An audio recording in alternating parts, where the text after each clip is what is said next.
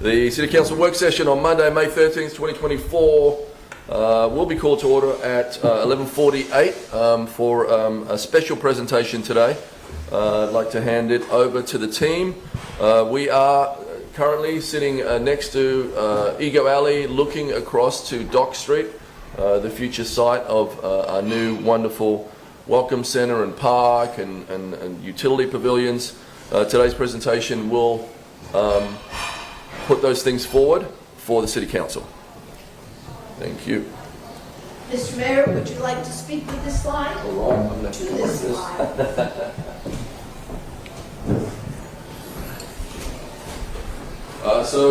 Thank you for bearing with us here at City Council. Trying to do something a little different here. Trying to see what we are all going to be responsible for here. The city dock for the next generation.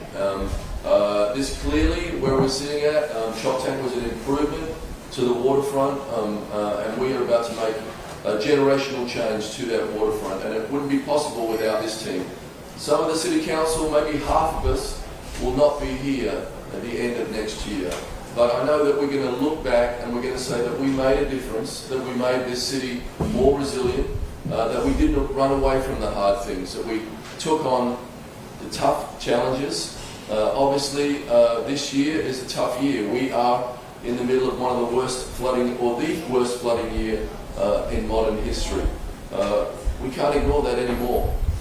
And we are looking back at things that haven't been improved for 50 years. The Harbour Master's office is nearly 50 years old.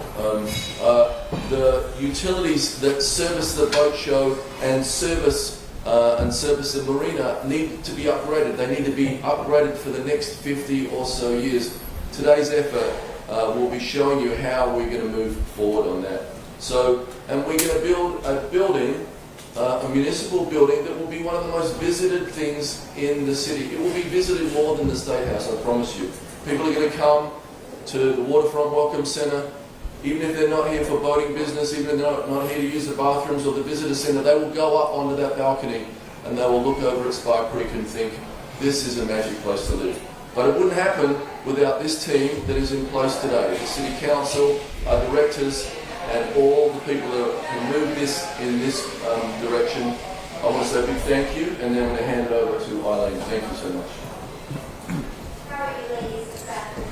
Thanks so much, and thank you very much for taking the time out of your lunch schedule to join us.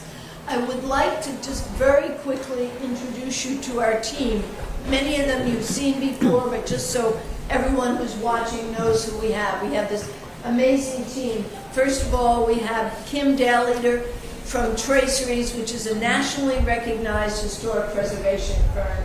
We have our Public Works Director, Burr Vogel, leading this effort. Then we have Chris Holler and Bryce Turner from BCT Architects. And BCT has, but you may not know, Bethesda Row, which is the initial example nationally of placemaking, was done by BCT, National Harbor, Lexington Market, all kinds of incredible, successful placemaking projects. And then Scott Reichel with Mahan Reichel. Scott, I asked for a list of projects, and Scott said, well, we've done projects in every continent that were successful placemaking projects except Australia. So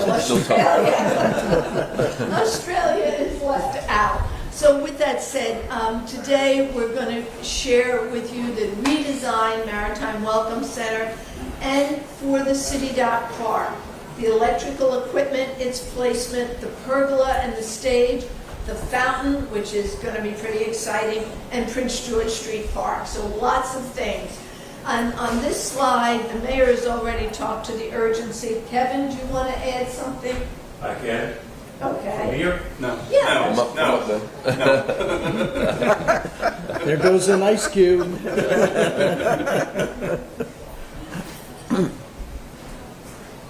Good morning, everybody. Kevin Simmons, Office of Emergency Management. And this slide is, we're on page 120 flooding events in 2024. From January to April, we've had 41 events, 41. And that means 2.6 or greater. So we're on point to have 120, beating out the previous flood record of 65 in 2019. And I want to point out this picture on the right frame with the pickup truck. If we do nothing, we will have this one time a day in the city of Annapolis. We have this one time a day. So we need to protect the future, and I think we're on the right track. Thanks so much, Kevin. You know, we've talked a lot, and you all have been a major part of the outreach. But just for the people who are listening, the way we got to the redesign you're going to see today was from your comments, the Planning Commission, HPC comments, but largely from the stakeholder meetings. This past year alone, we've had over 80 outreach meetings, but on the Maritime Welcome Center, there have been 65 outreach meetings starting in September. I think what was so successful about these meetings is we took a ward-based approach, which came from recommendations from all of you, and everyone here was at one of those ward-based meetings. In addition to all of those comments, we also worked closely with the City Dock Action Committee design team. There are half a dozen of our local prominent architects. We met again with them a couple of weeks ago, and they were very enthusiastic about all of the redesign because it incorporated many of their comments. And with that, said, can't lead me to this. What we heard, and then I'm going to turn this right over to Bryce, the main message we heard was create a space that's public and that it's a space that everyone in the community feels welcome to use. We also heard comments about reducing some of the volume of the building. People were very clear about we want this building to face the water, to engage the harbor, and that the public needs access to all levels. So people from our community can get up on that deck and look out at our incredible harbor. Bryce? Thank you, Eileen. I really appreciate that. It's a real honor to be here and be a part of this project. And thank you to the City Council today for all of your support through the years. I'm going on over 5 years now, having been involved in this project. We've got to get this thing going and built before I retire, because it is going to happen before too long, right? So, but I'm very excited about it, and I want to report that, as I've told you before, we're on track to follow the vision that was created during the City Dock Action Committee, and I'm pleased to report that as the details have been developed, I think they fit well within that framework that we established back then. And so a couple things I want to do, as Eileen mentioned, we heard a lot and we've redesigned. And so I'm going to first talk about, because I believe people listen to you most when you first stand up, that I'm going to talk about what we changed, and then I'm going to get into some details of the Maritime Welcome Center. So the area of the building has been reduced, as Eileen mentioned, about 540 square feet above ground. There is also some further reduction that was below ground. The building has been rotated 90 degrees in order to address Spa Creek. And this is something that we heard, that this Welcome Center, the Maritime Welcome Center, it really should approach and address the water, and Spa Creek specifically, and it does, and we've turned it 90 degrees. And I have to tell you that in these types of projects, and we floated the idea of this building out there with some test examples 2 years ago, you get a lot of public comment. Sometimes the building actually gets a lot better, and I will admit to that. Architects have a way of looking at things. We're thinking about design, but only with a lot of community input can you get certain recommendations, right? So in rotating the building, the aha moment was we found that it actually allows for more transparency of the building as you're at the market building looking out with all this glass. And it actually is more welcoming to both sides of the building, we think. And so that, we think, was a real improvement. And then the harbor master, for the harbor master and for the public, access on the second level of the deck, we felt was important for the public, so that the public can get up there, look out over Spot Creek, see some of the races going on, see the eastern shore and the harbor and the bay beyond. So we think that is a real positive. So now I just want to talk a little bit more about some the context in which this building sits. So now I'm going to walk all the way through what we think are the most important and relevant factors here for us to consider. The building will be about 4,571 square feet above grade on these two levels, and that's really replacing the Harbor Master building that's existing about 3,100 square feet. So we've come up with a volumetric concept, a concept of creating these two volumes that we think speak to the Burtis House as well, which it's adjacent to. We're building at the rear of the Burtis House. These two volumes we think are complementary and work well with the Burtis House, and will allow it to get to my third point here, which is a connection to and accessibility for the Burtis House for its upper level especially. As you can imagine, the Burtis House had no elevator, obviously. This new structure will have an elevator, modern day life safety egress so that you can exit out of the building safely when it's used for public purposes rather than a private residence. And of course, we are at the rear of the Burtis House. So the context, I happen to be a collector of maps. I love historic maps. This is a really great one. A Sanborn map, which many of you are familiar with, I know, from 1921. And it shows the configuration of buildings that were on the site of City Dock at that time. Now it's changed many times from the 1700s, 1800s, and even the early 1900s before it got to where it is today, an asphalt parking lot. But there was a seafood market building there that you see just below the 39B on the screen. The C.W. Martin and Company building, which is over adjacent to Burtis. And this is actually Burtis at the very top right, that yellow box at the top, is the Burtis House. So we know it was there in 1921. It was built in the late 1880s, is our understanding. But there was always a hubbub of activity at City Dock. And I just recently got this photograph sent to me by a friend, which is incredibly great resolution for a photograph that was taken in 1921, I believe. Or 1912, take that up, 1912. And you can see the Burtis House here, but you also see the adjacent structures next to it. And there's a ridge roof that runs parallel to the Burtis Ridge, just to the left there. But you also see all the other types of things that were happening at that hubbub of activity, which was Annapolis City Dock. So while there was always a lot of construction and industrial buildings happening at City Dock, we still would love to create the greatest view of the water that we can, of course, from the Market House and from other areas around Dock Street and downtown. So this is a view cone that of what you would see, the perspective that you have from the Market House building looking out towards the water. The building that's shown in black, there's the current Harbor Master building, and you get a sense of how wide or narrow that cone of vision is. In this next slide, it shows the expanded footprint that we're doing adjacent to the rear of Burtis House, and how it is actually larger than it is today by removing the existing Harbor Master building. We were curious about it also from the foot of Main Street.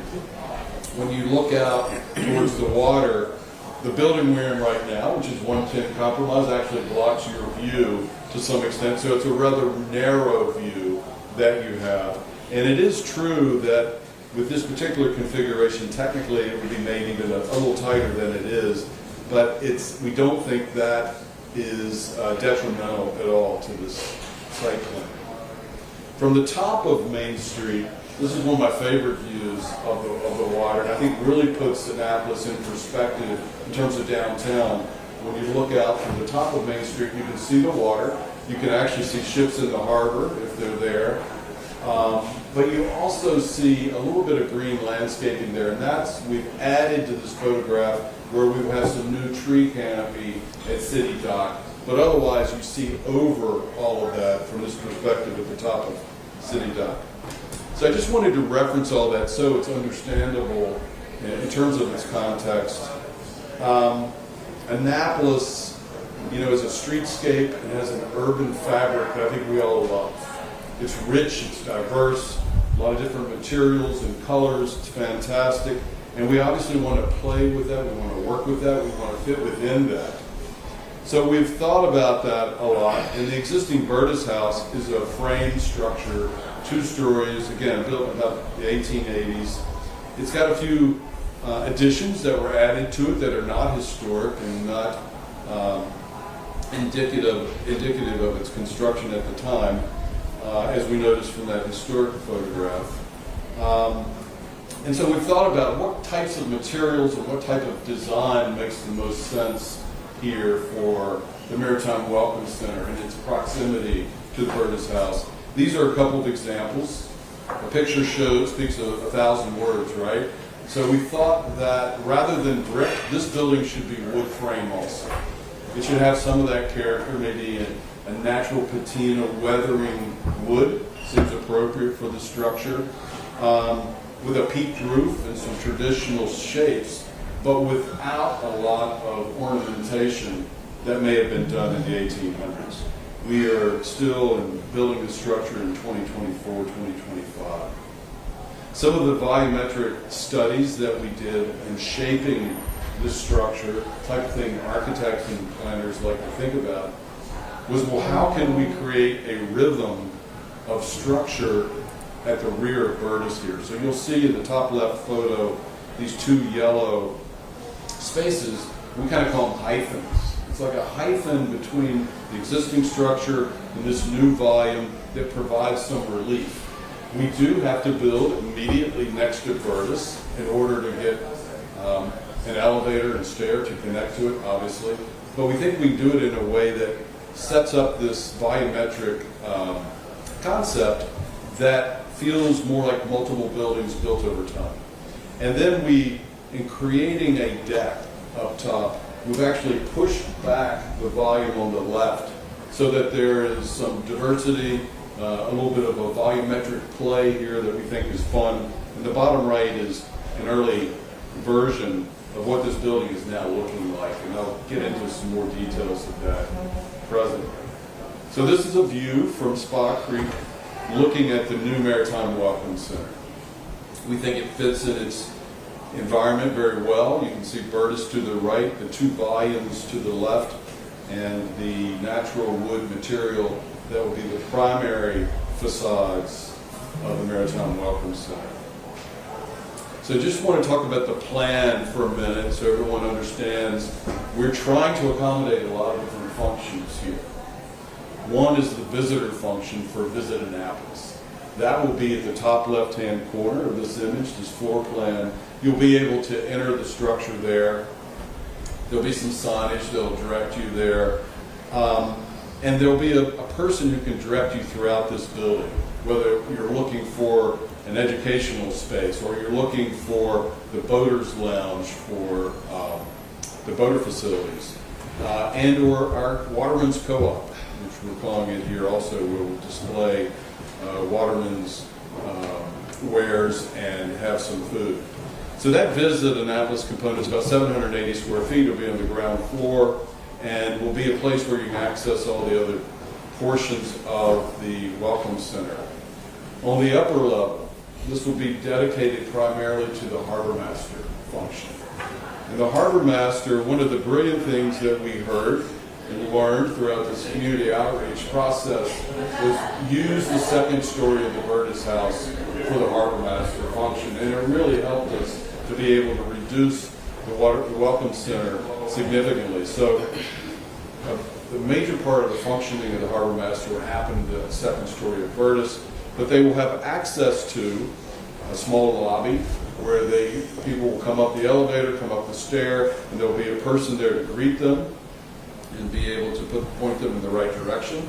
There will also be some conference suite areas here too. So there could be, for the type of thing we're doing today, meeting here Chop Tank Restaurant. This could be the type of meeting that could happen there, where we'll have a waterfront view, be able to show off the great assets and amenities of Annapolis to visiting dignitaries, etc., or simply for some additional City Hall meeting space and community meeting space. This crow's nest that was created here is a deck. It's an outdoor deck. It's a relatively large space, 700 square feet or more. It'll be accessible to the public, but it'll be a real benefit to the harbor master in trying to keep track of all this traffic that happens around Spa Creek and in the harbor's Ego Alley. And then we have a lower level, a basement level. It would be a dry-proofed basement, and this is where we envision the public toilet facilities being, as well as some storage space that's desperately needed for events and programming that happens at the new City Dock Park. And then other boater facilities, showers, washers and dryers for boaters who are paying to be in the harbor. So these are some elevation drawings of the building, and then I've got a few additional artist renderings that I'll share. This is looking head-on directly at the building, really from this, call it the northwest.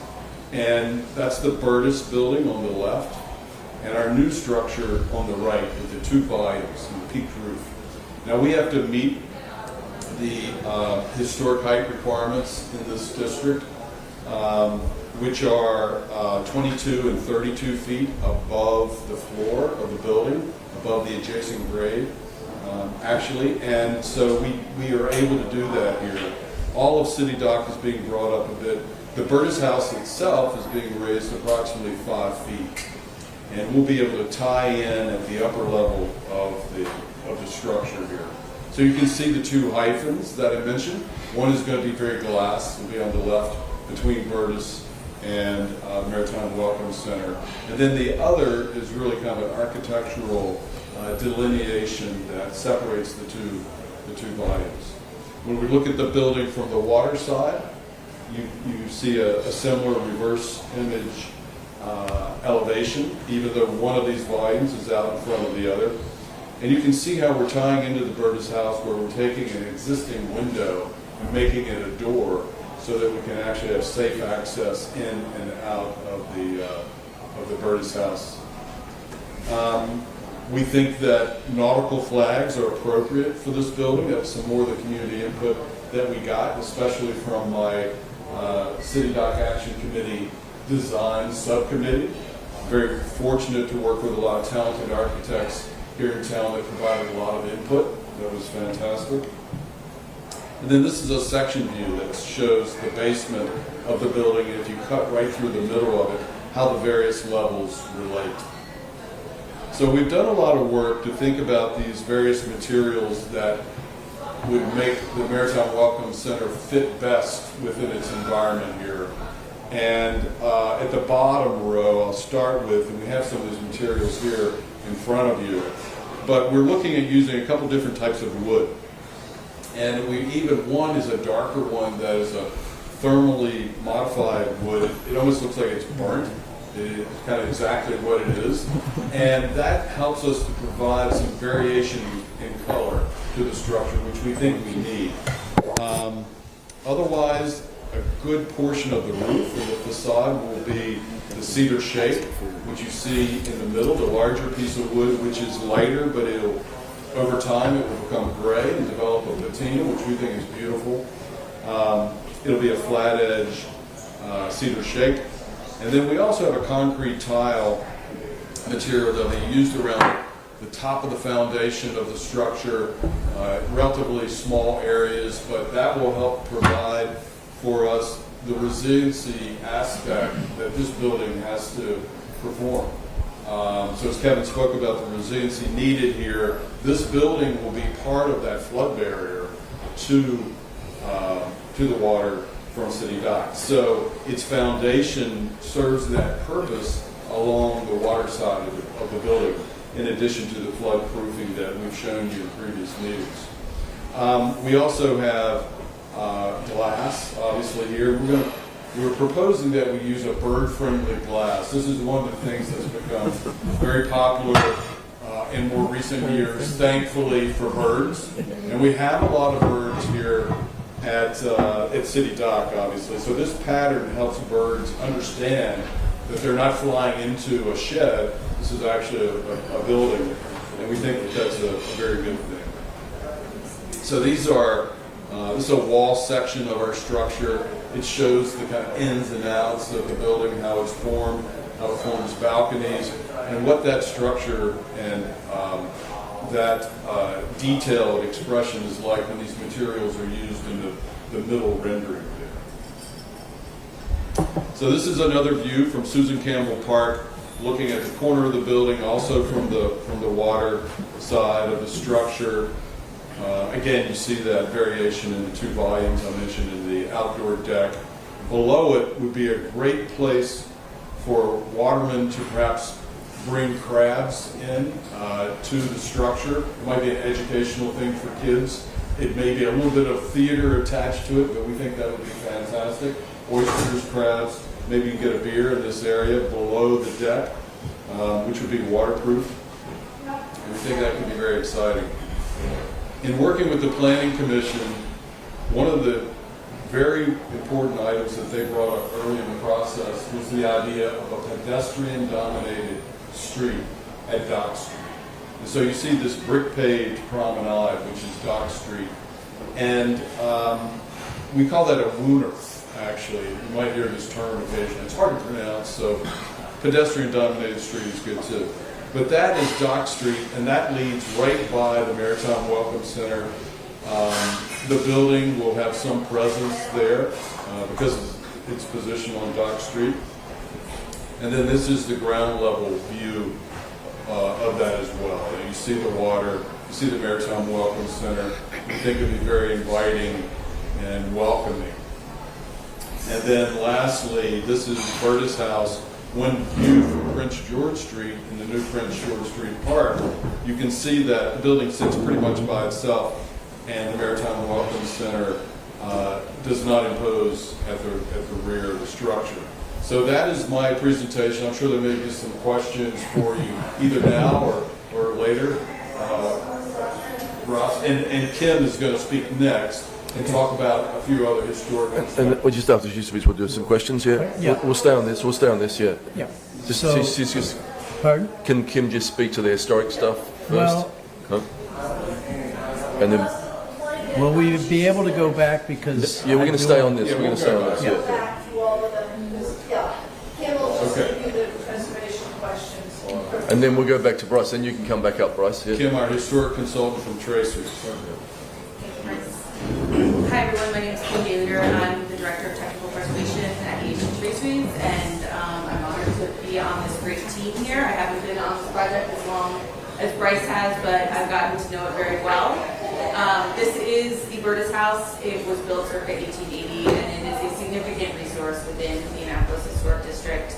Also important to note is that the Maryland Historic Trust holds an easement on this property, and this will ensure that the rehabilitation and revitalization will follow the Secretary of Interior standards as outlined by the National Park Service.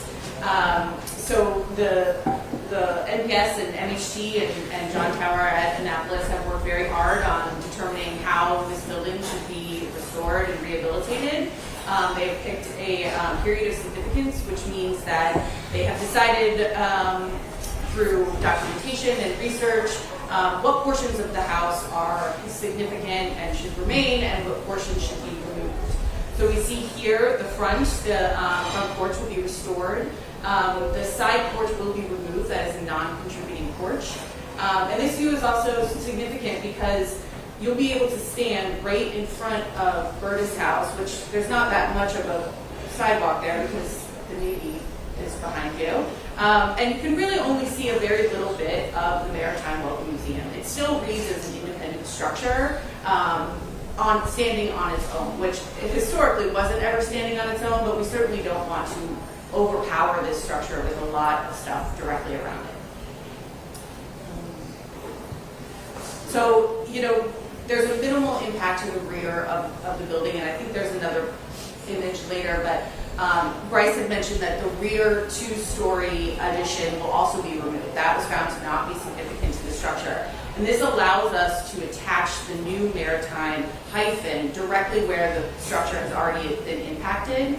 This will severely lessen adverse effects to this resource. The hyphen will also be transparent, which will allow you to still understand the rear of the building, and significantly allow the building to be ADA and universally accessible. This is a very small building with a low-pitched roof. Inserting an elevator into the Burtis house itself would cause an overrun. That would be an adverse effect. So really the only way to make this resource historically or universally accessible is to do it on the exterior, and to do it within another building attached to it is really a best case scenario. And then the project also reactivates this resource that's been vacant for many, many years. I hear that the interior is in very, very bad shape. So this allows us to go in and solve those problems, and with reactivation, hopefully it will last another 120 years, 140 years at this point. And then the only real other impact is that we're converting one window on the water side elevation to a door, which allows secondary egress, emergency egress out to the deck. So here is the northwest elevation, and you can see here the separation between the Burtis House and the Maritime Museum. It's not overwhelming it. You see both elevations of the building. It's not wrapping around it, and really just it's allowed to retain its connection to the water, although it's leveled up. The building will be raised in order to get out of the flood zone. And here it is looking from the water. You see here the one window that is converted to a door, and then the porch wrapping around. But again, for most part, both elevations of these buildings are completely able to be read and understood in their historic context. And Scott is just going to share the rest of it, which is the Prince George Street part, and we can open it up before we get into all the other fountains or water. So this is like you said. I'm Scott Reichel from Hand Reichel Associates, and equally honored to be a part of this project. And I'm a native from Severn, Maryland, so it's near and dear to my heart. So Prince George Park, this is the pocket park that'll be at the end of Prince George Street. And because we're raising Burtis House, we also have to raise the steps. There's currently steps there, but they'll go a little higher. As you can see right here, there is a handicap ramp and stroller ramp. So moms with strollers will be able to go up there, and wheelchairs will be able to access that plaza level. We have a piece of sculpture, but basically a large platform. This is a tree with a large platform for seating. So this is kind of a gathering space, so you can see school groups coming here, being able to wait outside before they go into the building. We also are anticipating that potentially we have an electric ferry coming in at the edge of Burtis House, and we've created the letter F there. That's stadium seating, so they're like 18-inch steps that you'd sit and be able to wait and look out at the water, so you'd be looking out at Spa Creek. You can see along the Naval Academy's wall, there's also ADA access again for strollers and wheelchairs. And then, because of all the great changes, there's another ramp that once you're up here, this gets you up into the building. As you notice, there's the historic porch off Burtis House. And then we connect back to the to City Dock. And then this is a view. Don't worry, we're not putting an anchor there. It's just a sculptural element that we're talking about putting as an opportunity. Whether it's something in the paving or something there. We've pulled off the Naval Academy wall with landscape. This becomes a great seating area and gathering area. And you can see in this view, we're exploring breaking up the steps because they're pretty wide with a planter at the end, so that we have two sets of steps. And there you can see a good view of that ramp going up the side of Burtis House. So with that, we'll Do you want open it to up. ask What- some what- questions now on this part? Yes, Yeah, please. I think we definitely need to, while it's fresh with everybody, we definitely need to take some questions now. Bryce, if you want to come up. Well, wait, can, No. Mr. Scott? Scott, can you talk a little bit, because I think this is important, and you're here because of placemaking. Can you talk about the overall theory of the placemaking and how, because there's more than just this building in all of the placemaking. So, sort of a conceptual thing that we as designers look at, there's, We want to advance to the overall plan. advances. Just one slide. That guy? Yeah. That guy? There. Yeah. But just conceptually, what we look at is that there's three places. There was a book out in the 60s called The Third Place. The three places are one, where you live, two, where you work, and the third place is what do you do when you're not at work and at home. That's Sure. the way we look at this space and all of these spaces. So we're designing third places that people want to come, hang out when they're not at home or at work. So we want this to be that kind of community space, but also a place for, obviously, Annapolis gets tons of tourists, but that's sort of the basic concept of the design. The placement. Thank you.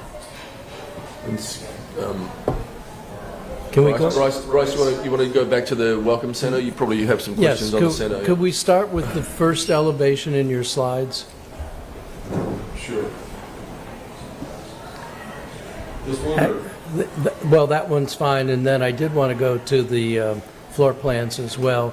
So I noticed that there's a different roof pitch on the Burtis House versus these two buildings. I assume that's by design.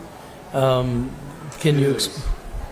All Yeah, I right. mean, I would, the way I would discuss that is that we want it to be different than Burtis. We think the diversity and variety in Annapolis is what makes it. And by making it closer to a 45-degree angle, it adds a little bit more of a contemporary feel to it, in my opinion, and you can tell maybe it's built today as opposed to 1880. Now, having said that, there were a lot of buildings with this same pitch built, elsewhere in the city. So while we have this, and I know that, Can we go to the entrance side too? So that, well, okay. So that's the water side. Was that the entrance side? Sorry. Yeah. This is the So, water but if side. we could stay on that previous slide for a minute, please. The question is, I like the new glass, because I've always had this vision, we want to look at the building but look through it. But, and one hyphen is glass, the other is this fire damaged wood. Right. Why did we make that solid? The reason is the functions that are really occurring inside the building behind that to some extent. And it's also meant to accentuate, the difference in the glass and the solid materials. And so it helps to promote this idea of two volumes. Okay. So then if we... the two doors on the bottom are two bathrooms. So on the middle section is two public bathrooms, so that we don't have to have all the bathrooms open all the time. So Right. from a Well, I did want to ask about security for the basement facilities, but on the windows themselves, earlier renditions, those mullions and mittens were anodized aluminum. Are these going to be that, or are we going to wood? What are we doing? We're proposing that these be metal, and specifically maybe steel. Correct? Chris, that's the latest? Yeah, that's really what we're thinking. So it'll be metal, one way or the other. Inside the building, however, there will be beams, wood beams exposed, possibly a small truss. I think it's 16 feet across, not dissimilar from the size of this room, and we'll get some exposed wood beams there, which we think will be really fantastic. Okay. Heavy timber. And the ridge line and the eave are zone 2 of the zoning down here on City Dock, as opposed to zone 3 that the hotel wants to get? Yeah, no, that's correct. Actually, are we in zone 1 or 2? I'm forgetting, it's 2, zone 2. Right. Which is a 22 feet to the eve and 32 feet to the ridge. So that's all within code? It is. Okay. And then on the floor plan, on the second floor, I'm trying to figure out what would happen if we had the interior next to Market Slip glass as opposed to solid. What would that expose on the second floor in particular? I'm not sure I follow. Well, so the solid hyphen in the Right. middle adds to the massing. One of the nice things I think about the way you've added a lot more windows fenestration is that it does have that airy look-through kind of quality. Right. And so you've chosen to specifically make that solid. And I was trying to figure out, doesn't look like there's anything functionally within that would not allow that to be glass. So, I mean, it really is a conscious design choice, and I'm just trying to understand it. Right. I will say that this plan and the interior design that's going to be necessary in order to kind of pull this off, there's always spaces where you need some solid wall, quite frankly. And so it's a matter of, okay, where do I put the solid wall? It's hard to do all glass, and you would end up having a lot of glass on all sides of that space. So we've currently been looking at, okay, where do you store some chairs and where do you store some of the things that are happening there? But I think that's an interesting comment. Architecturally, we chose to keep it solid All right. from an architectural concept. But I hear you, and I'm thinking about it. And Okay. we'll certainly incorporate that into final thoughts. On this part of the floor plan, the harbor master lobby, is it a lobby for the harbor master, or can anybody go to that lobby? It looks like a nice space to It will be convene. publicly accessible space where it says Harbor Master Lobby. That will be the space where you'll walk up with a question for the harbor master. Largely it'll be boaters probably coming and going. And most people will probably go to the ground floor, speak to the Visit Annapolis person about where the public toilets are or something like that. I do want to ask one question about the basement and security there, but the other juxtaposition here, first of all, I don't personally find the Captain Bertus house to be particularly attractive, but one of the things is you look at the front facade and you have all of those windows, and then you look at either side and there's nothing. It's just a blank. How much license do we have to maybe open that up to have more windows to it? And so it kind of matches better with its two new counterparts. We have some license to do that. It's really a negotiation, I would say, with the historic community, and it's certainly possible. I think as we get to the next phase of programming that space more, we'll know whether or not we need more glass, or if it truly is a museum-type space with display, it may be better a solid wall. It's hard with a lot of light in order Yeah. to do I think it display. could, the front facade is actually quite nice in my taste, Yeah. but the sides are very blank and unappealing. It is, but representative of that time, right? And then we have homeless issues with the current facilities, and we have now all of this voting space in the basement. How are we going to provide security down there? I mean, it's below ground, nobody can see what's going on, and that might not be a question for you, but I think it is a question for that space and keeping it clean and safe. I think it can be secured, and obviously technology will be an important part of it. There'll be locked certain hours of the day, of course, but something that will have to be addressed.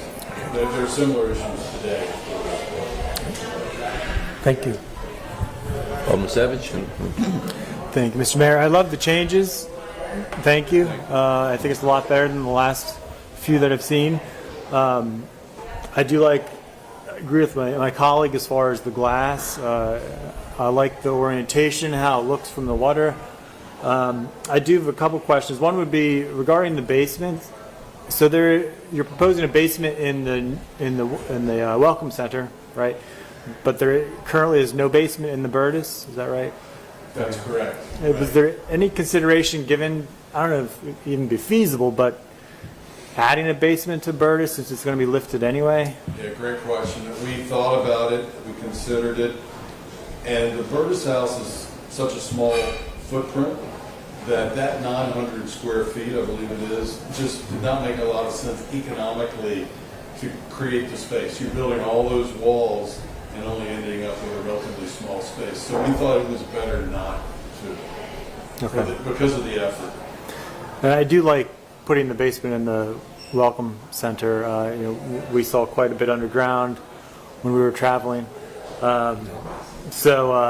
Yeah, I think it's great to do. We saw things right near the water that were underground as well. Have you gotten any concerns from any agencies about putting in that kind of a underground? No, not really. Basement? I mean, everyone at the city's been very helpful in thinking it through. It does have to be a dry-proof basement. It will be behind the flood barrier. Okay. So, it shouldn't be too difficult to keep it dry. And there are some restrictions about uses that can happen there, obviously, and electrical equipment and things like that. But we think it's going to work well, and especially for this particular purpose, and it just makes the building have a smaller presence, which is fitting. That does raise a question. How far underground does the barrier go, the flood barrier? Well, the flood barrier is really made from, an earthen compacted soil as well as the flood wall and flood barriers that pop into place as well as the foundation of this building. So, it's not going to stop groundwater, which stays underground, but that's naturally there anyway. So. Okay. The last question is, what did you mean by the Waterman's Co-op? So the Waterman's Co-op, is an idea that we've been kicking around for a long time, and we've gotten some pretty good feedback on it. I personally think this building really wants to have some activation to it, and not just be a public facility, right? So the idea is that if there's a place where you can sit down, the public can sit down, we'll have some seating that'll be for anyone to sit in, all of it, I suppose, actually. And the idea was if there was a way that we could serve some oysters, maybe crabs, have a beer, fish sandwich or something like that, that it could really speak to, some of the culture of the Chesapeake, and maybe we tie that further into Waterman and think about that can happen through some branding and signage and exhibits. And that's where we are with it right now. We think it'll help to activate that space and its outdoor space. Yeah. And I think it'll be one of the most popular aspects of this building, and a place to sit and watch the Wednesday night races and things like that. Yeah. No, I like the idea of connecting people to the waterway. I get acknowledging the history as far as the Waterman history. I'm also just thinking out loud here as far as if there's another aspect. We have right now Waterman here. I think we have one remaining in Annapolis, but we have river keepers, right? It's a new concept, but it still connects people to the waterways. And I don't know if there's a way to tie those together to have the previous concept of Waterman with the modern idea of river keeper, somebody who wants to improve our waterways and enjoy it and educate. I think that'd be an opportunity idea, with the Severn River Association and Arundel Rivers and that kind of thing. I love that idea. So I'm sure there's some things we can do. So we're going to need a lot of creativity to come through for this space and for all City Dock really for the programming. But I really believe that these types of civic spaces that are open to the public need to be the places where people mingle and they go and converse with one another, right? And it's where we are civil in society, and to me it's really important. That's what I love about this type of mixed use that can happen, and it'll be happening around the existing structures But this park, City Dock Park, is going to become an incredible economic development and driver for new redevelopment and restoration and renovation along all those structures that aren't all that prevalent today, right? I mean, this part of City Dock with the asphalt parking lot is not as active as downtown is or Main Street, even though it's got all the parking. So I think this is going to make a real difference, and we'll get a much better blurring of the line between some of these uses and public engagement. That's what I'm excited about. And Bryce, you were saying that Waterman's Cop idea is out of Newport, where they have these outdoor thing that just opened for the season in the outdoors. And just want to be clear here, this was not my idea, the restaurateur's idea at all. This was completely independent of me. Yeah.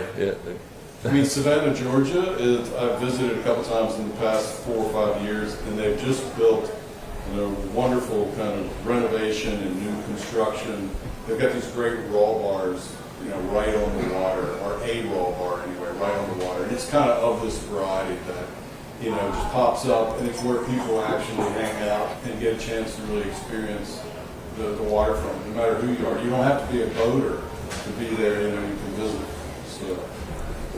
Thank you. Alderman Gay?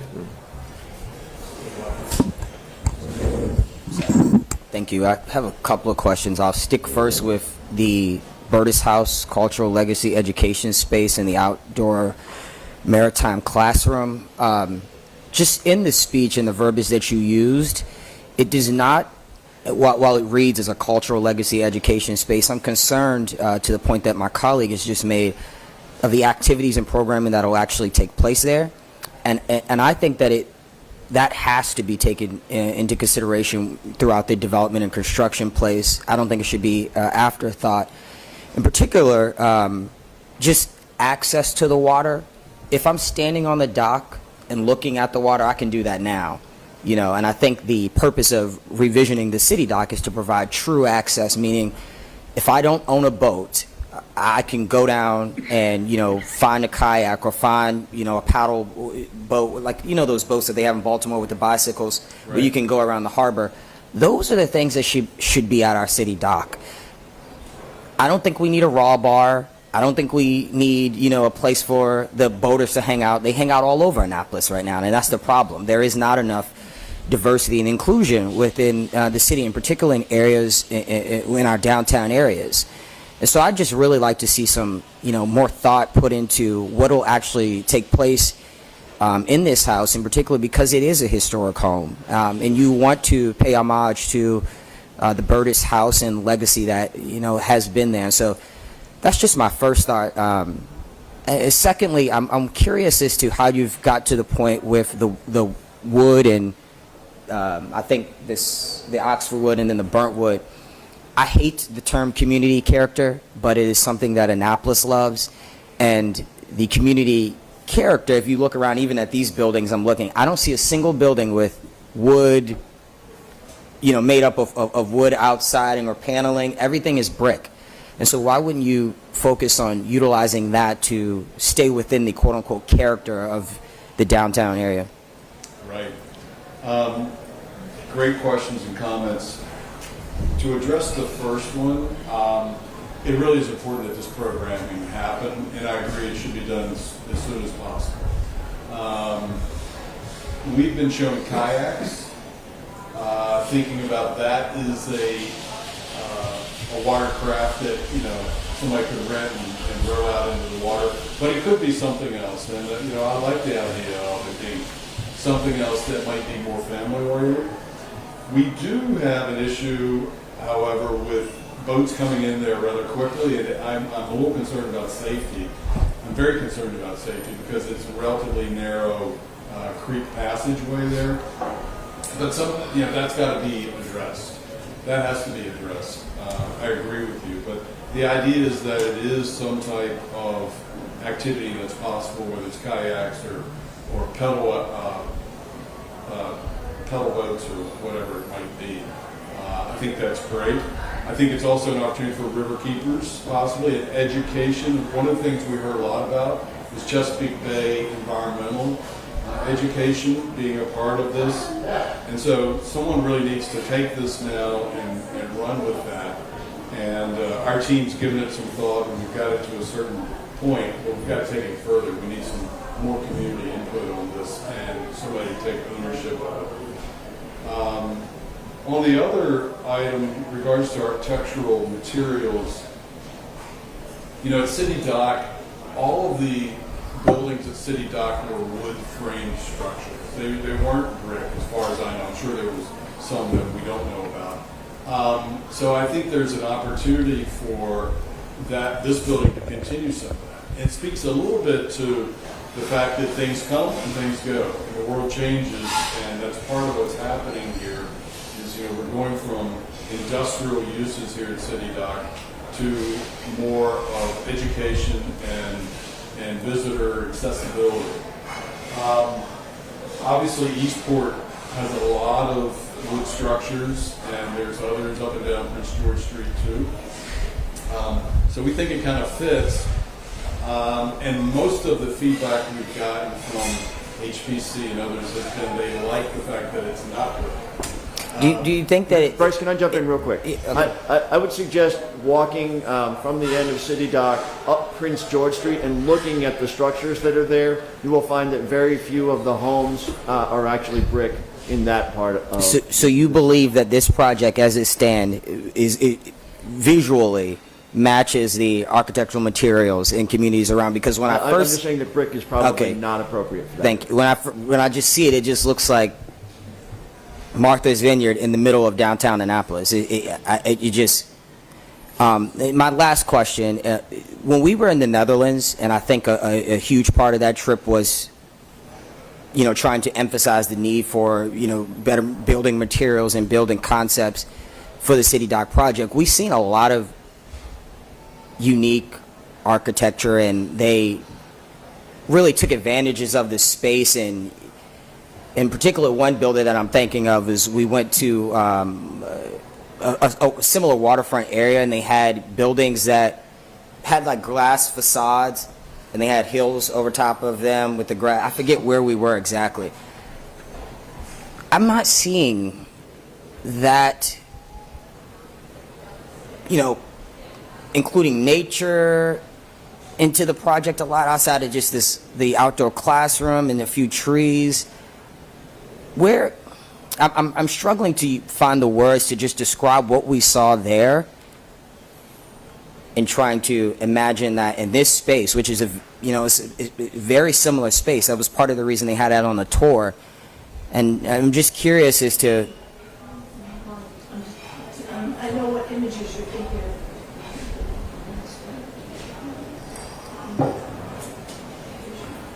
Right. Well, you know, I think, as I mentioned before, I mean, this new City Dock Park is going to be an incredible amenity to all the buildings in Annapolis, to all the citizens of Annapolis, really. And so I think when you see this, to me, it's all about the access to the water, being able to walk down there, being encouraged to walk down there, not what you have today. You're going to have shade. You're going to have this active park that Van Reichel's designed, which will have activity, whether it's there's swings. You know, there's a lot of other things that we're doing here. There's this fountain, a splash fountain for the kids. And I think it's going to be fantastic.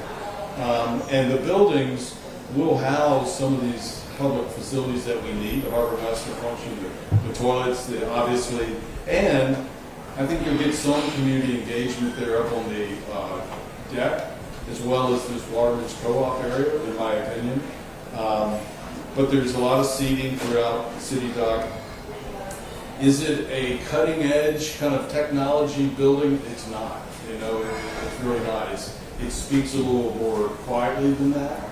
And I think that's partly the feeling that we've all had, that this building needs to fit and not shout too loudly. And so, you know, I can't imagine the examples that I saw in the Netherlands, but you know, happy to think about those some more. Maybe we can get those images. Yeah, I'll share what I have. I just, you know, I think if we're spending upwards of $85 million on the project in its entirety, and this is included in the project, it should look like an $85 million project, you know. And so and incorporating just some of the just really out of the box thought process and how the public can take part in the project. That's what we saw there, and I thought that's what was so exciting about coming back and reimagining this space and incorporating that here. Okay, well, let's, this is obviously our workshop version of this. We've got a lot here to show you. There's still a few more things that we need to show you based on the accommodations for the boat show and for festivals to be here. So maybe we should keep moving. Can we do one last question? Yeah, some more. From Finlayson. Yes, thank you. My question is about the harbor master, and not so much a question, but could you elaborate on, it's a working harbor master's shop. Yeah. So could you kind of share with us what the vision is for the harbor master's work? I saw a conference room and Sure. other things, but Specifically, and we're set up to, obviously we're going to be meeting with him again now that we've got more to talk about. Well, we've had several meetings throughout the course of this, obviously, through the years.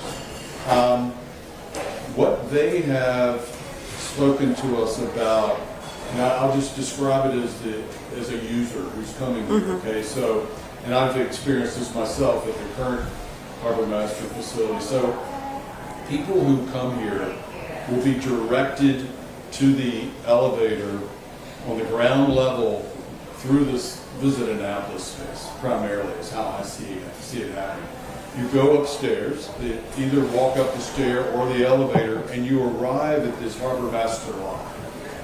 That is a place where Beth has told us that they need a place for people to wait and sit until they can be addressed, right? So the idea is that you have some seating there, you have a person's desk. Now I have a feeling that the desks are going to move around. That I think a few things are going to change from this as we get more input, but that's the idea. You come there, you wait for service. The majority of the team, the Harbor Master team, is in the Harbor Master building in the Burtis structure, actually, which is immediately adjacent. So you connect through here to the Burtis house, and we have looked at whether or not, okay, maybe that connection could be here, and be closer, would be more functional for them. That's one of the things that could change.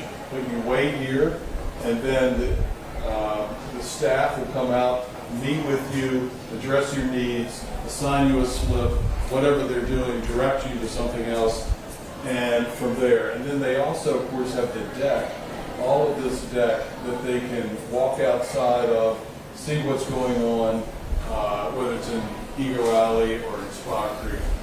And so that's generally the functioning that we see the Harbor Master function.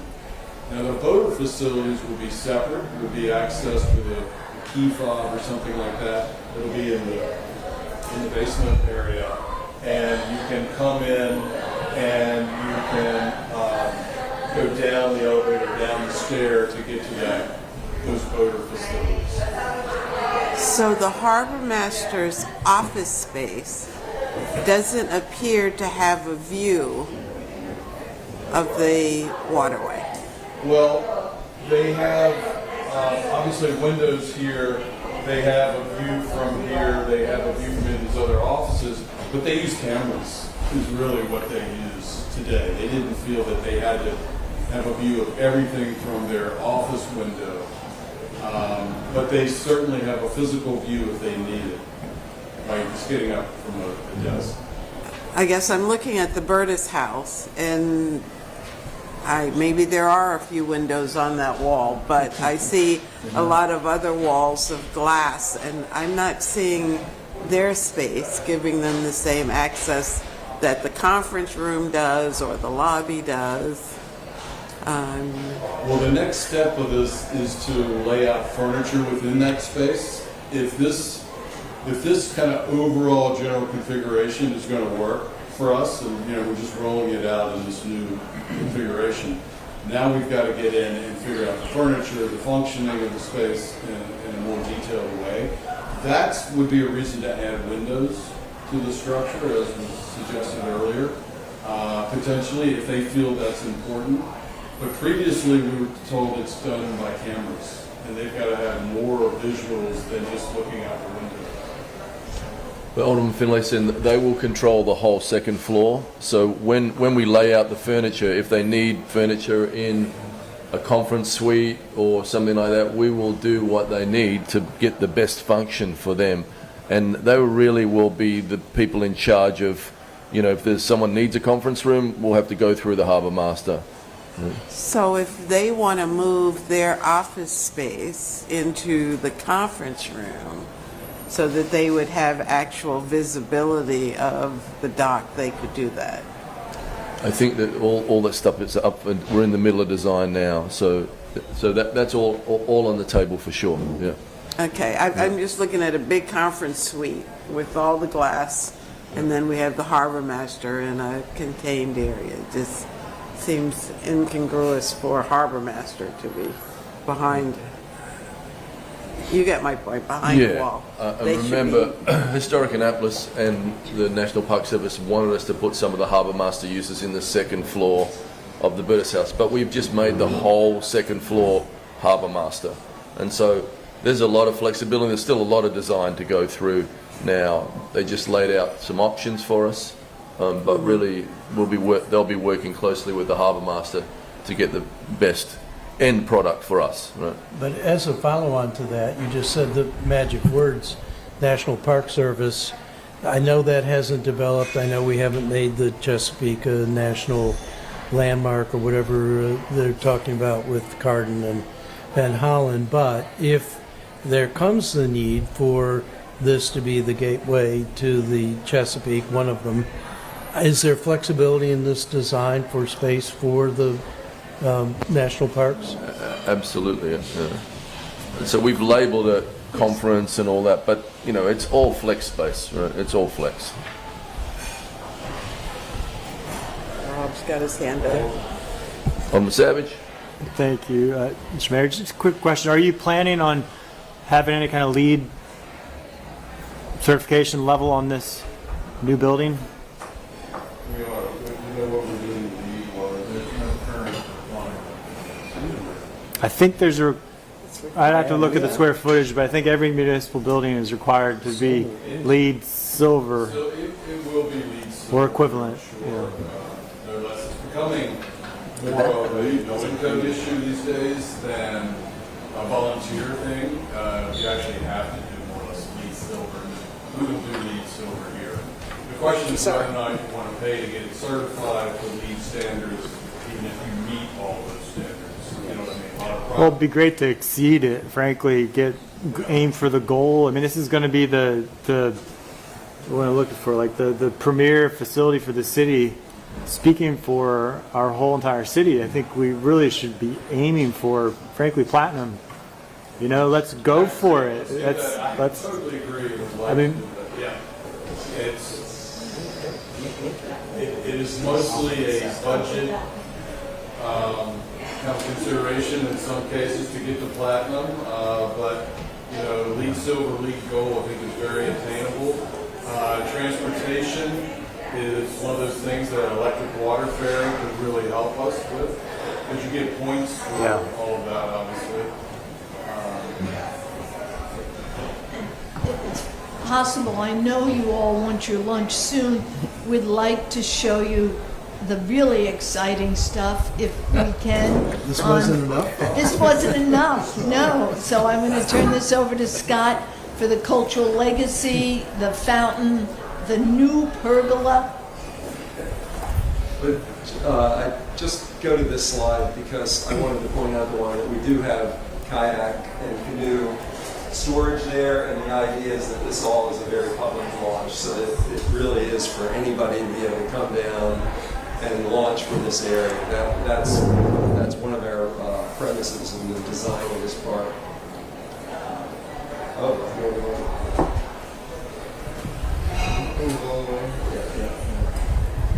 So I'm going to talk a little bit about the legacy. We've been meeting with Chris Haley on a regular basis and with a local historian, and one of the things that came up was, why don't we look at these Sandborn maps, which were the old fire insurance maps. And this one is 1897. And so one of the thoughts we had was we should really, is there any way to show people what was there before we did the park and before we did the parking lot? So if you see here, 3 oyster packing houses, 1 Martin's, 2 Martins, and then the colored Union packing right in the center. So and these will all be in the parking lot, but we thought that it would be great to reference these. So, sorry. This overlays the new design with the old city dock outline, so you can see this superimposed. We really can't, we even talked about ghosting the foundations of the building, but they really don't work with the design at all. It'd be really hard to do at this point. So we're looking at areas, these 3 that we think are very significant with Berta's house, and then this is the old water outline you can see, and we think that that could be also an interesting map, and the fact that there was a market across from the market right at Dinghy Dock, and then a sawgrist mill here. So what we're thinking is that we'll actually have a map in plan, not unlike this. This is just a suggestion, but then you'll come up the steps to the park, and this plan will be the old city 1897 plan. And then what we'll do is reference that plan. There'll be numbers and little bronze plaques where those buildings were. So you'd be able to go here and see, oh, the Martin's Oyster House was here. And this is about the footprint. This, where you're standing is where that is. Where you're standing is where the colored oyster packing house was. So we also have the ability to put verbiage on the risers of the steps, and that's another thought, is that we could indicate where you are in the plan based on that plan, and then you see in the top image here, this is about the location of the colored oyster packing house. So what we could do is actually mark it in that part of the pavement. And then now I'm going to let Chris talk about the 2 pergolas, but we've got the pergola here and the pergola here, and he's going to talk to you about some of the necessary things we've had to do with the electrical equipment. I have a question before you move on to the pergola.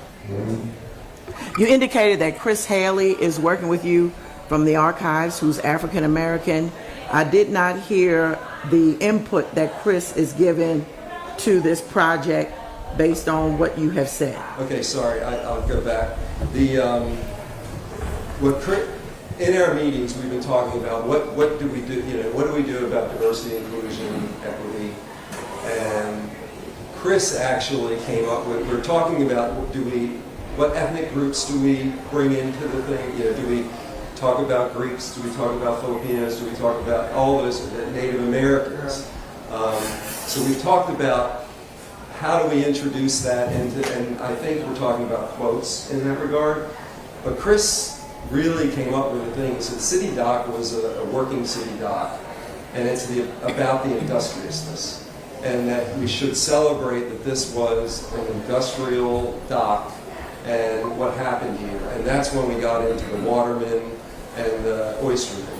So this was a working waterman's port or harbor and dock. They unloaded the oysters, they shucked them right there, and when after we talk about this, I'll show you that we're actually talking about incorporating photographs that we found of oystermen that we'll actually have on some of these buildings. So kind of like an outdoor museum, a doorless museum that we're going to do all throughout the park. But you're not discarding the quotes on the steps, is that correct? Right, no. Okay. We're trying to fit, we don't know what the quotes are yet, but that's what we're... But they don't necessarily have to be maritime or that sort of thing. They can be incorporated in other industries. Yeah, 100%. I mean, it's about celebrating City Dock Annapolis Annapolis is the capital of Maryland. I mean, Chris really thinks we should be looking at it from a Maryland point of view, not just Annapolis. So we're looking broader than just Annapolis. And we're talking about not whitewashing what's being said, is that correct? No, we talked, actually, there were tenements,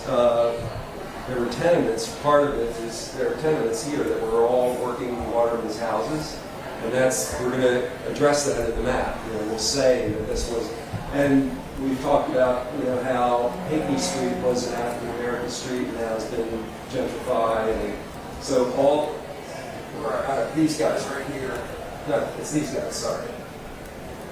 We are going to talk about all that. Okay, thank you. Yeah. I would just add that we've met with a larger group.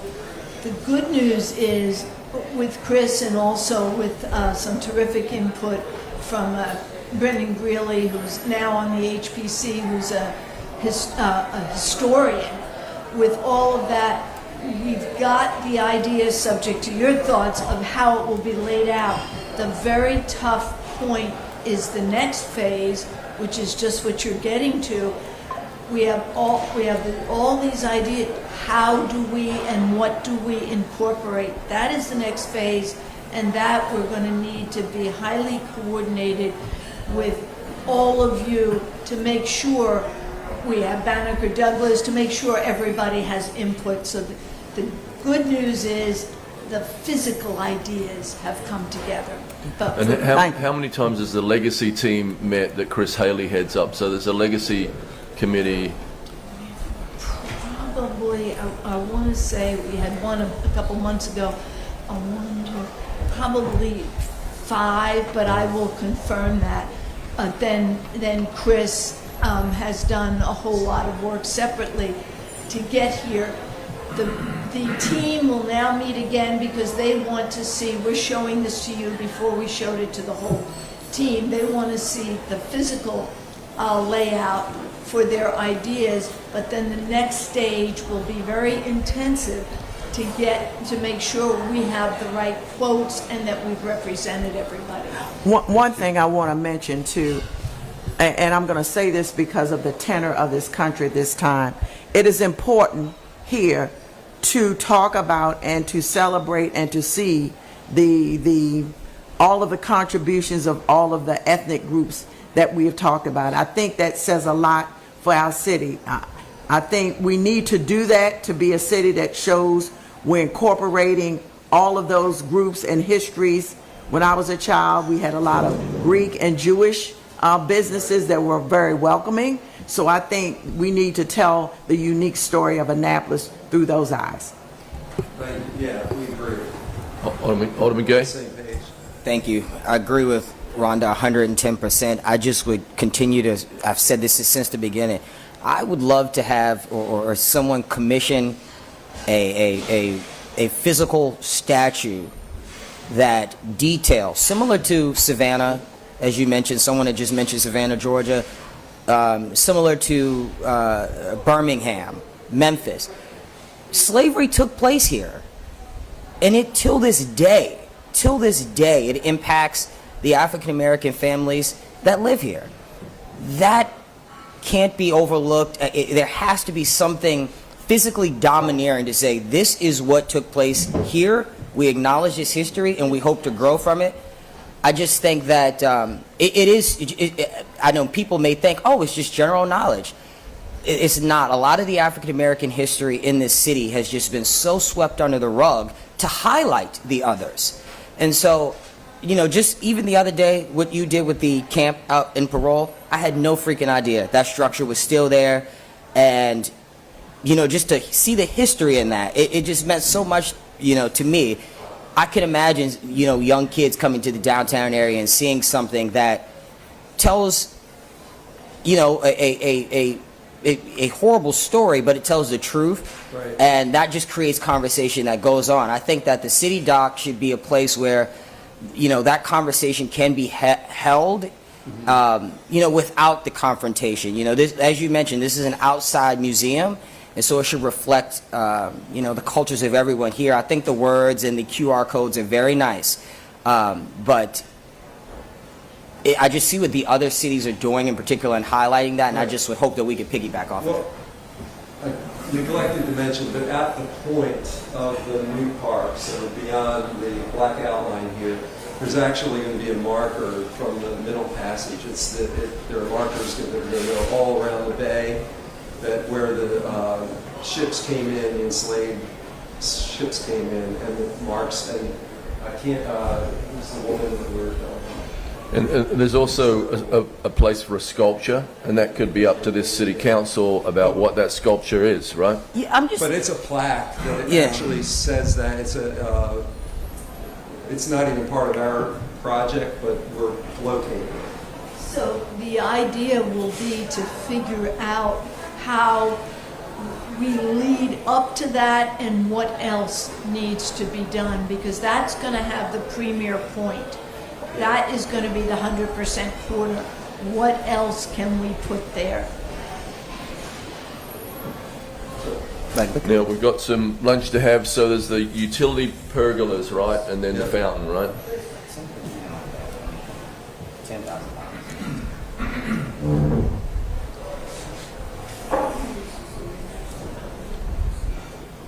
So I'm Chris Oliver with BCT Design Group, an architect. I've been focusing a lot on the electrical infrastructure around City Dock because there's a lot of it that currently exists out there, and a lot that we need to consolidate somehow. And, originally, we were talking about putting most of it at the end of Prince George Street, where you just saw out in front of Berta's house, the Prince George Park.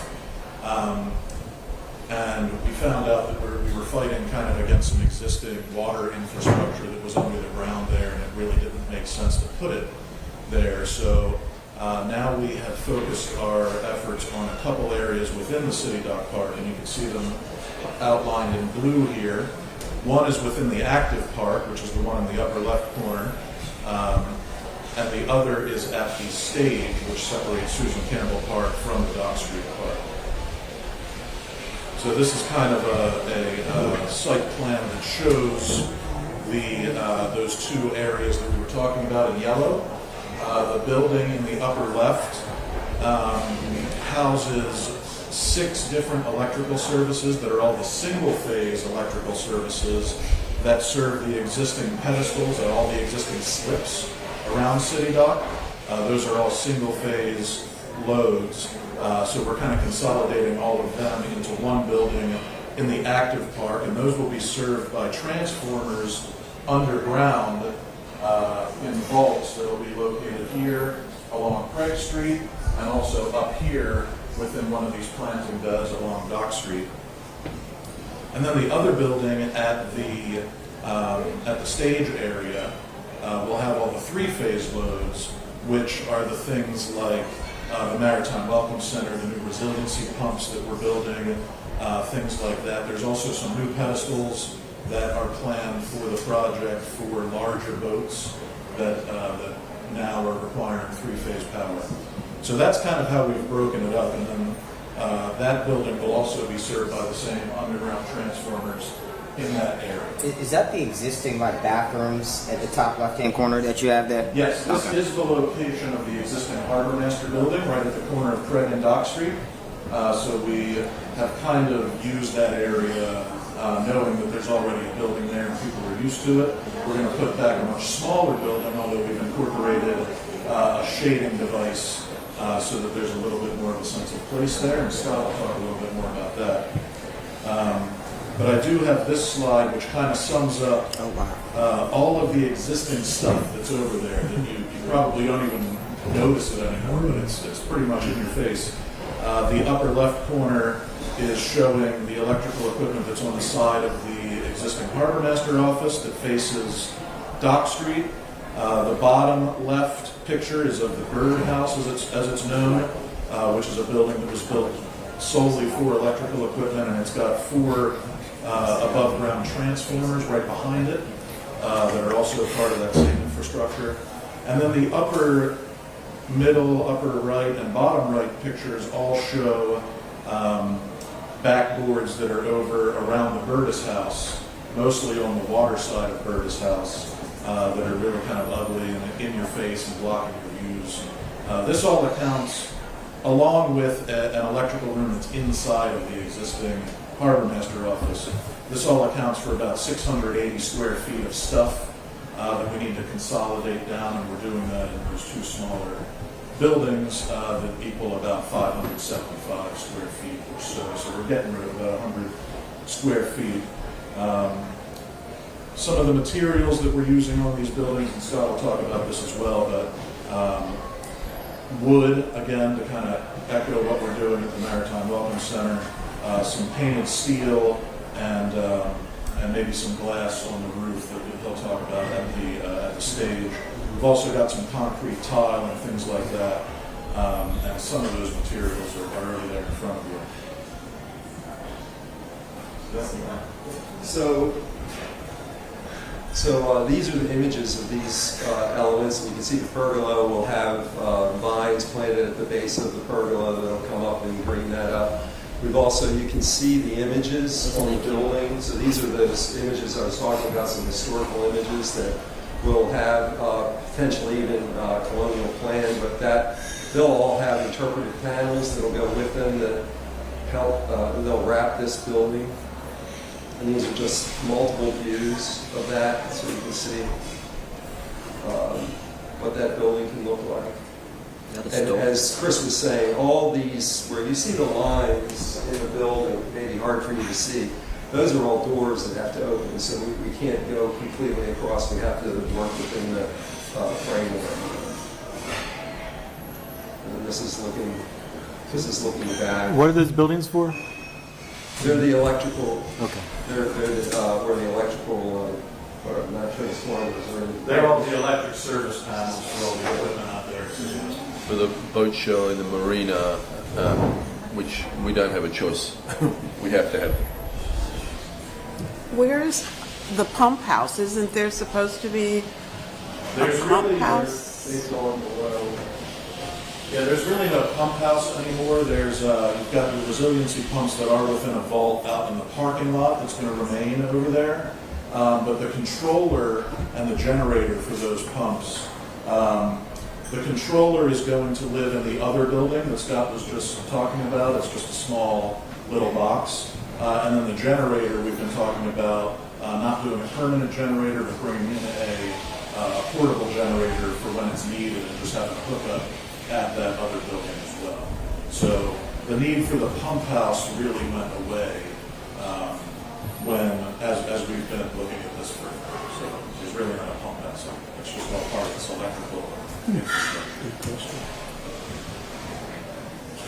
And if any of you have been to seen the birdhouse that we showed you, we call it the birdhouse. It's 25 feet long and it's about 8 feet wide, but it's this way instead of linear. So this, I believe, is 8 feet by... This building's about 7 feet by about 20 feet or so. Okay, so not 25 above. It's just the solid. Is the stage able to, like, is it retractable? Retractable? Like, can it be... No, it's covered.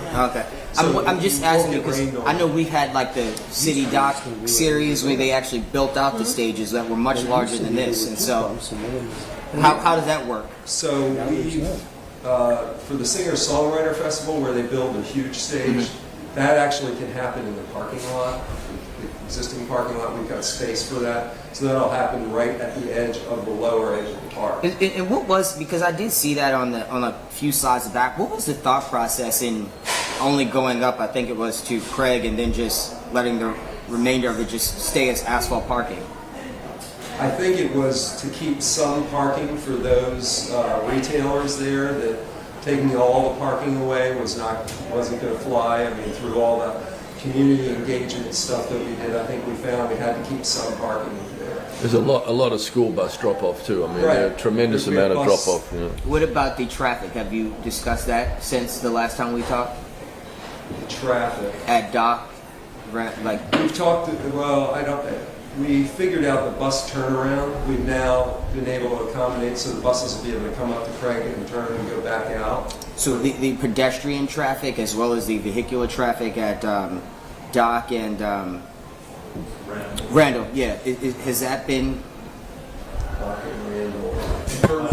what we can say is there will be less traffic, right? We're removing so many parking spaces. There will be less traffic than we have today. So really beyond the scope of what we do in terms of overall circulation downtown is beyond the scope of what this team is designing. But I agree with you on Rigo. That is a pinch point there, isn't it? It's a Yeah, and it would point. just suck to redo a project and that's focused on moving people to a specific area, and they can't get there because they're sitting in traffic because the circle backs up every day. I mean, Yeah. I support a crossing light. So. yeah. We're getting rid of St. Mary's.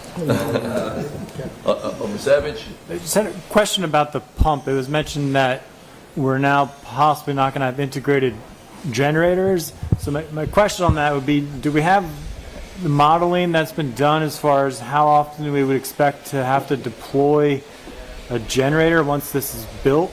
Like, is it going to be every week? Is it going to be once a month, once a I would quarter? expect never. Was- I mean, we'll have it if we need it, but I would expect to never have to use it. Well, I mean, but if we had something like Isabel, presumably with a rainstorm, that's the same. If we're having a tidal surge and a rainstorm at the same time, presumably we're going to need a pump at that time. Right, we'll have the pumps. I mean, that would the be like in generator at Isabel. that When we had time. an Isabel coming, that would be an instance where we would bring a generator down here, pre-install it, and be ready. Okay, so they'll be the pumps will be hardwired, but the generator just there in Right, case the we lose pumps would power? be running Is that- off of BGE power, Okay. and then if we suspected that an outage would be coming, we could bring a generator down. Okay, I got you. Okay.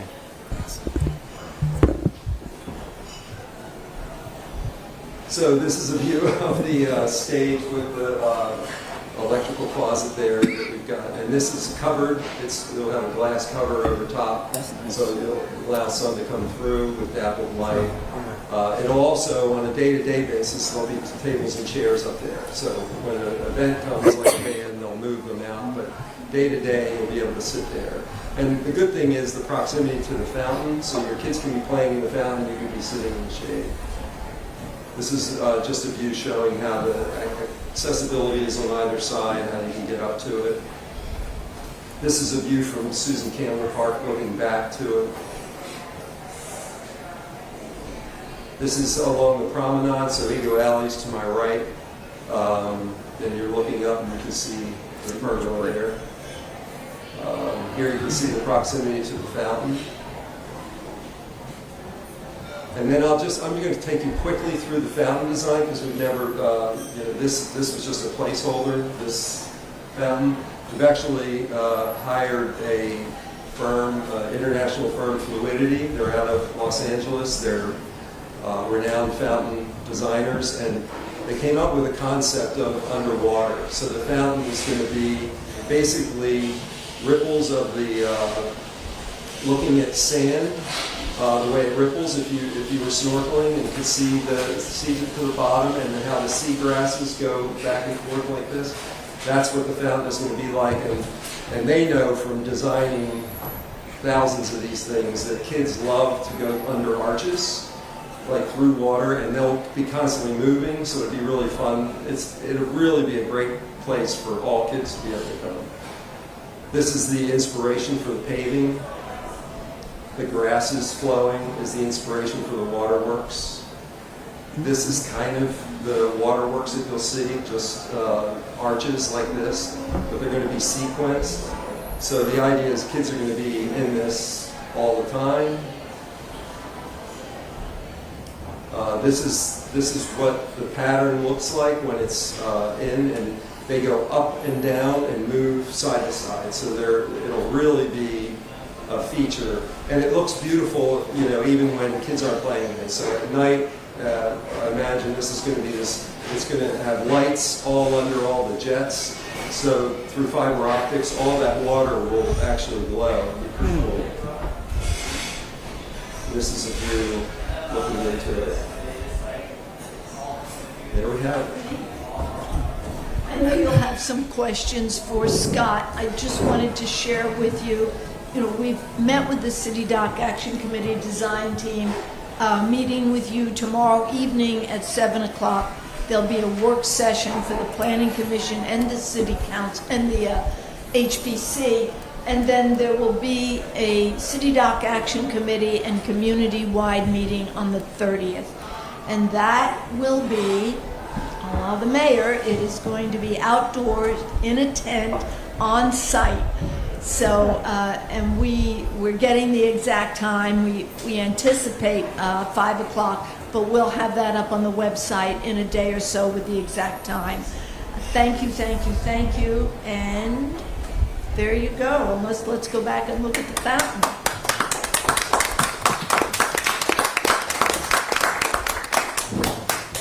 Alderman Savage? So kind of a question, if you've thought about different designs for the brick that I see down. I know there's the brick on the walkway, but kind of the stone. If you go to the overview picture, there's a lot of gray, which I'm guessing is some kind of paver. Concrete pavers. So have you thought, though, because that's, again, something we picked up from Netherlands, this one location, they utilized locally sourced material to make bricks.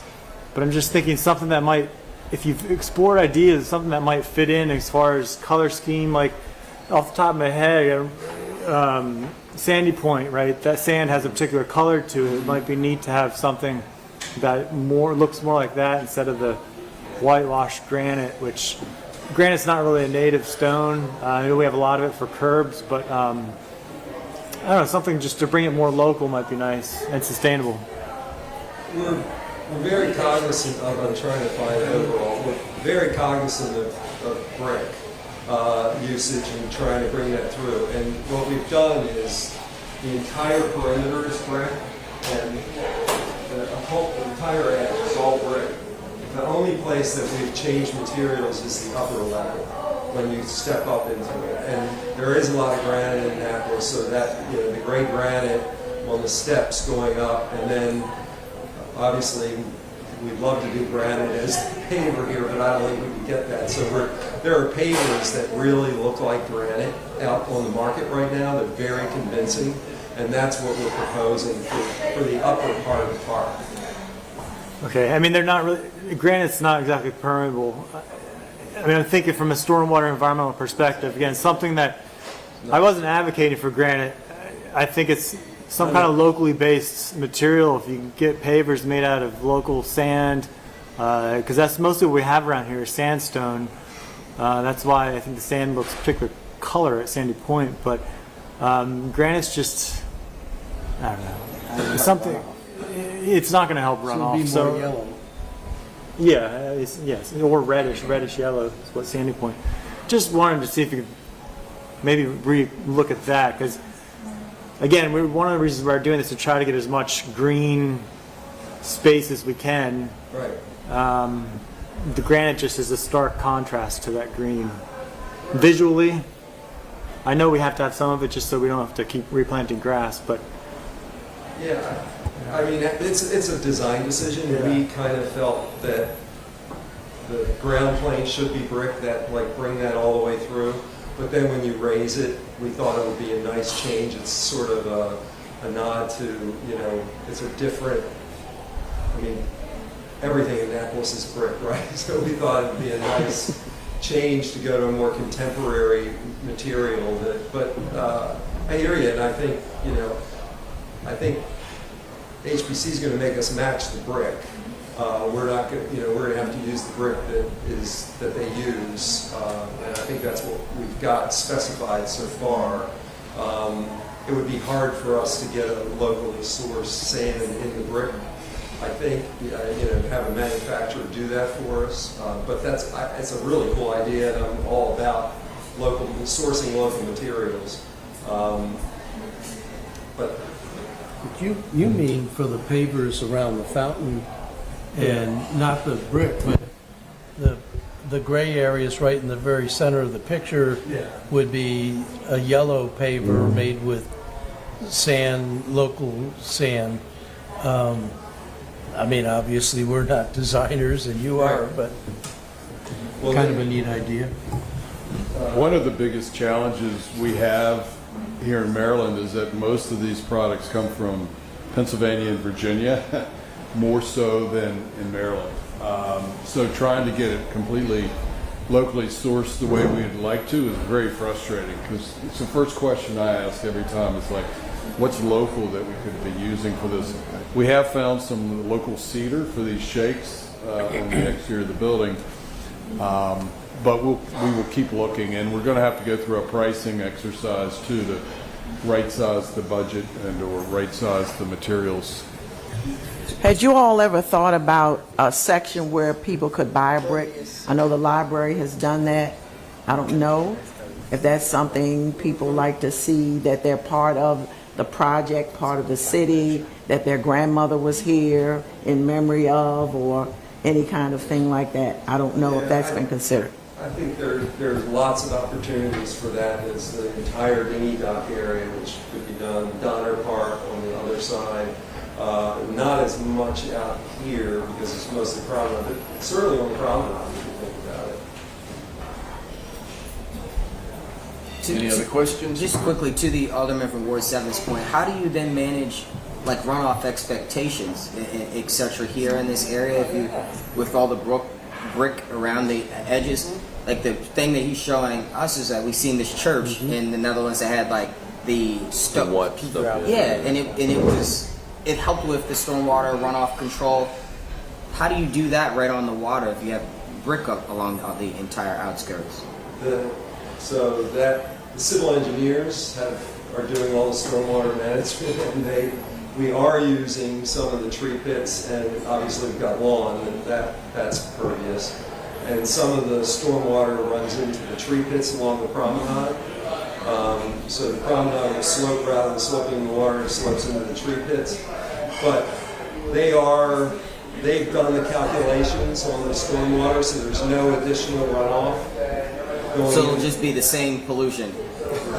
No, obviously, that's a parking lot with oil stains and all that stuff. It's much less because you've gone from blacktop covering everything going into the bay. And you still have a parking lot. I mean, okay. When we re-brick Main Street, we're going You to still have the parking lot. I mean, directly in front of that, it will just.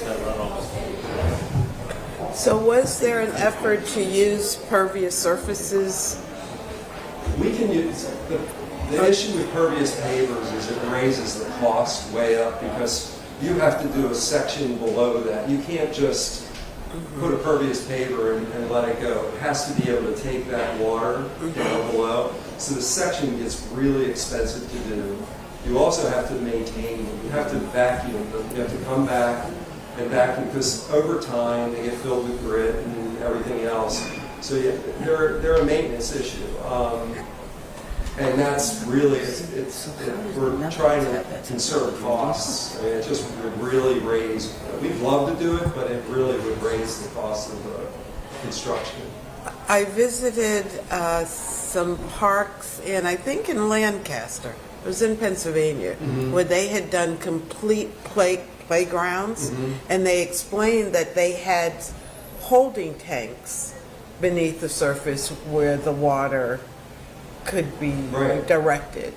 But complete basketball courts and fountains and all pervious surfaces. Again, we do a lot of projects where they do cisterns below, but they only do them when they don't have the room to catch the water some other way because they are expensive.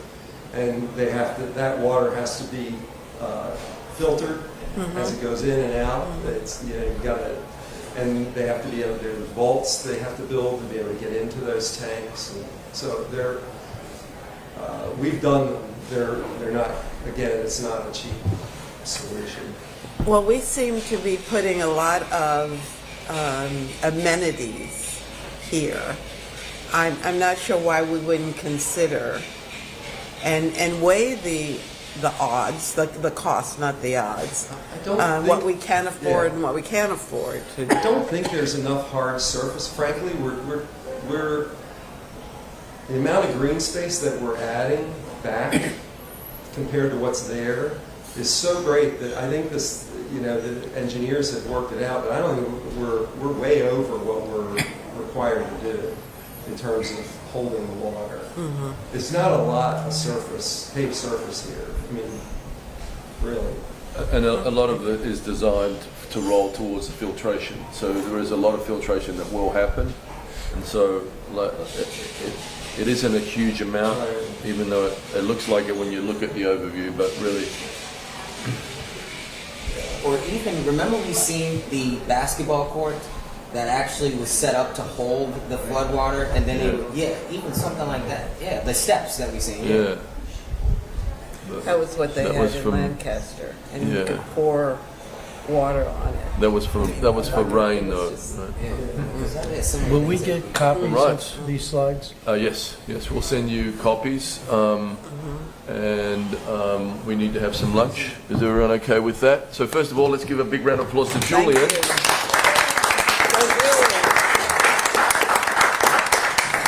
This was not an easy feat to pull this off here. I want to thank Chop Tank because they are going to be one of our resilience partners. Obviously, they own properties and they're going to be owning more properties on this, and they'll be contributing to our resilience. So I want to thank Chop Tank for hosting this event for us today. It was really important for us to have an opportunity to walk out onto that balcony and look back over at the City Dock parking lot and realize that in a few years from now, we're going to be looking at something beautiful and something we can all be proud of, not just a parking lot or a place that belongs to the automobile.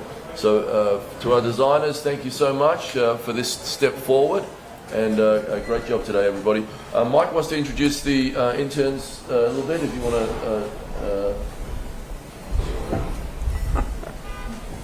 Michael Malinoff, City Manager. Michael Malinoff, City Manager. We have two international fellows here through ICMA. I'll let them introduce themselves, but Anne is from Indonesia, and I forgot your name. Rap is from the Philippines. Want to say something? Say hello. Yeah. Hi. Thank you for this opportunity for inviting Rap and I here. So it's very nice things to learn more about sustainable, especially like the renovations of this dock. It's really something that I'm really looking forward later when I come back home and then keep updating with this progress as well. Yeah. So I'm one of the Wisely Fellow, Young Southeast Asian Fellowship, which has a collaboration with the State Department here. So we came from different countries in Southeast Asia, and I'm from Indonesia. I was placed here in Maryland, in Annapolis. Yeah. So I'll be working closely with Jackie in sustainable, like we had a projects that we are doing later, especially like for the events, like the graduations event. Yeah, it's about like recycling. Rap, you want to say anything? Yeah, I just wanted to say thank you for having us here. It's great hearing a lot of your discussions. It's really insightful, and the designs, the historical considerations, the diversity inclusion is like really timely when it comes to development like these. I'm working under the zero waste systems and policies back in the Philippines, and we're also supporting different regions like Asia Pacific. We had a partnership in Detroit, Michigan about food and waste management. So it's really good to observe this kind of discussions, and we're really honored to be here. And we hope to learn more from you guys, from designers, from public leaders, and of course from the different departments here. And yeah, happy to share our experiences as well from the Philippines back out here in Annapolis to continue preservation, historical value, and of course sustainability of our community as a whole. Thank you. Thank you. They'll each have a paper they have to produce, and we'll present that at the end. So look forward to seeing that and sharing that with the mayor and council. So thank you, everybody. Anything else for good order? You're here. All right, we don't have to take a vote on this. Meeting is adjourned. Should the mics go off now?